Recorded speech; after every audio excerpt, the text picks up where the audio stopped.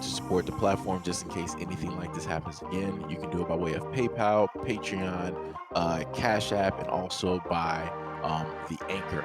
And you can also further support the platform by way of going to the Teespring store or the shoe store that is located in the comment section below.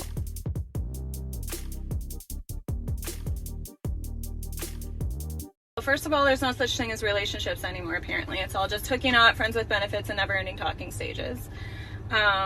It's not at all what it used to be. Like, first comes love, then comes marriage, then comes the baby and the baby carriage. No. It is first comes sex, then comes ghosting, then comes emotional trauma and trust issues. And then everybody does the opposite of what you're supposed to. So if they like someone, they don't tell them. If they want to be with them, they act like they don't. Everybody wants what they can't have, but then when they have it, they don't appreciate it, so they lose it. So then they'll fight to get it back, and then when they get it back, they don't really want it because they didn't really want it anyway. They just wanted to get it back but not really have it. You feel me? But somebody can correct me if I'm wrong, but this was all a part of the plan. This is in a sense what women wanted. They didn't want to be tied down. They didn't want to just be with one guy. They didn't want to be seen as a mother or this. They didn't want all of these labels. They wanted equality. They wanted to be viewed just the same as guys. And they wanted, in a sense, the same treatment and everything of that nature. So this is what that looks like. So now, as she basically stated, the guys that she is trying to talk to or communicate that she wants a relationship with, none of these guys want any type of relationship that's going to evolve into a fiance, into a wife, into a home, into children, into old age. Because women out here have stated for the longest time that we don't want this anymore. That's not what we're looking for. We want to be able to have options. We want to be able to frolic and play around. I don't want to be a wife. I don't want to be a mother. I don't want to be this going through the same things as my grandmother. I'm not looking forward to becoming a mother. My body, my choice, all of these great things, right? And like I said, everybody can do whatever it is that they want to do, but the problem comes in when people don't like the results in the things that take place once they get the powers that they so sought after. Like I said before, a lot of women want to be able to do the things that guys are able to do because they never been able to do it. Just like in life, anybody that's broke wishes that they had the money that rich people have because they feel like they would do something vastly different. Everybody wants something in life that somebody else has.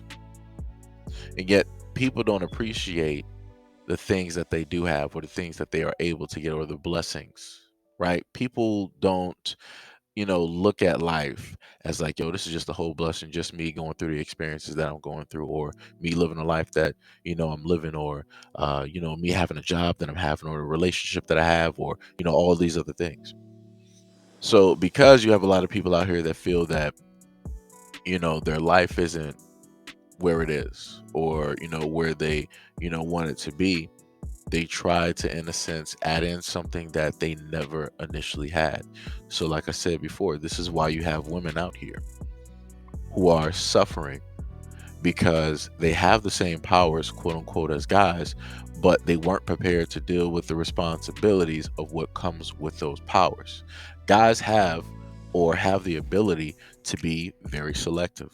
But guys have the ability to be selective due to the fact that the demand is high. So guys can sit up there and play around. The demand is not low when it comes to guys because supply and demand, right? When you think about the population of the world, there are more women on the planet than there are men.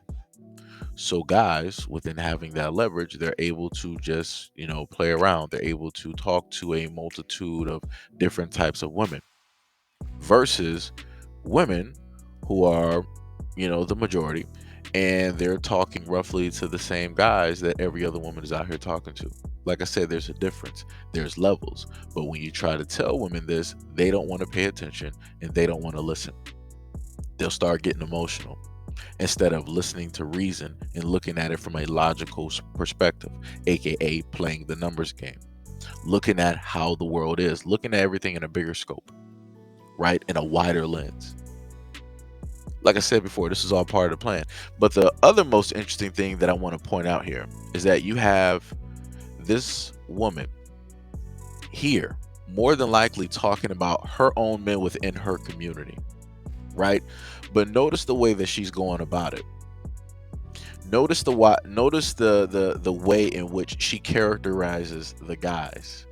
Notice the way that she is able to talk, but she's not trying to, demean. She's not trying to be antagonistic. She's not trying to be masculine. She's not trying to be aggressive. She's not trying to do any of those things when directly talking about the men in her community. That's all I'm saying. That's all I'm saying. Like I said, I don't even think people are going to realistically look at that point. I think people are just going to look at the point of like, oh, here you go. You're caping for Becky. You're throwing them on a pedestal. This is what I'm talking about with black men. you know, like I said before, people gotta, pay attention and understand the game. The reason why I did that comparison is to show this one main thing. Black women have followed white women into feminism, and white women have been waking up over time and realizing that they've been messing up, that the message that they have gotten was so fraudulent in detail, and that they were so brainwashed into believing this one thing that it's causing a collapse within their own ecosystem. So they're trying to, in a sense, correct that now, or at least the smart ones. Black women haven't gotten to that point where they've been in it so long that they can actually see clearly that, yo, this is a dead end. Like, yo, this is going to lead to a jacked up situation. So this is why you have white women waking up and understanding what it is, and you have black women still being in the trenches, still saying that, all black men are bad, right? Because originally feminists were the ones like, all men are bad, all men are evil. When it comes to black women being feminists, all black men are bad, all black men are criminals. It's the sweeping generalization, right, that takes place. But when you ask these same women who are saying that all men are bad, and you ask them, are you putting your son directly in that category? The greater 9 times out of 10, those women are going to sit up there and say no. And they're going to say, because I'm raising him, because he's my son, because he's not like you. He's not like the other ones out here, and nor will he be. Right? Because the thing that people have to understand with this is that when it comes to this whole feminist ideology, when you give a sweeping, a broad brush of men, as a woman, you are talking about your son, regardless on however you want to mask it, regardless on however you want to sit up there and try to carry on about the conversation. You're literally generalizing and talking about your son as well, because sooner or later, your son is going to become a man. But let me better off break it like this. Even if you're not talking about your son right now, the same message that you're preaching, there's going to be a girl his age that's going to soon enough become a woman, and she's going to do the work for you. She's going to categorize your son as a criminal. She's going to categorize your son as somebody who hates women and somebody who wants to attack women, and so on and so on and so on. So like I said before, for a lot of those women out here, y'all don't even understand the psychology that is wrapped in all of the stuff that y'all sitting up there saying, and how much poison that you're directly putting out there that sooner or later is going to end up affecting your son when he's out here in this dating market and he has to deal with a woman who talks and acts just like you. So like I said before, hey, maybe one day black women will actually wake up and understand the con game that has been at work, and that's been working on them and working against them at the same time, so that they can be misplaced within society, so that they can have a certain type of hatred when it deals with black men.